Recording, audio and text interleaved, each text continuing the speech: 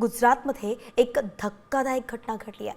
5 दिवसांपूर्वी साखरपुडा झालेल्या एका तरुण व्यापाऱ्याचा हृदयविकाराच्या झटक्यानं अचानक मृत्यू झालाय।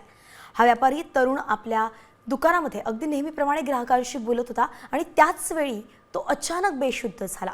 उपस्थित कर्मचाऱ्यांनी त्याला तातडीनं हॉस्पिटलमध्ये नेलं, मात्र तोपर्यंत त्याचा मृत्यू झाला होता। मृत तरुणाचं वय 30 वर्षांच्या आसपास होतं। सुरतमध्ये ही धक्कादायक घटना घडली आहे।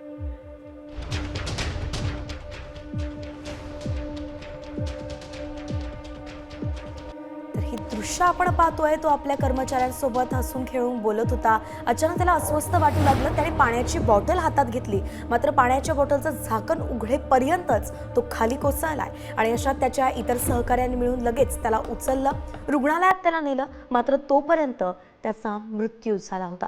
जवळपास 30च्या आसपास असलेलाच हा व्यापारी तरुण आपण पाहतोय। नेमकं काय झालंय त्याची प्रत्येक घडामोड आमच्या स्क्रीनवरती आपण पाहतोय।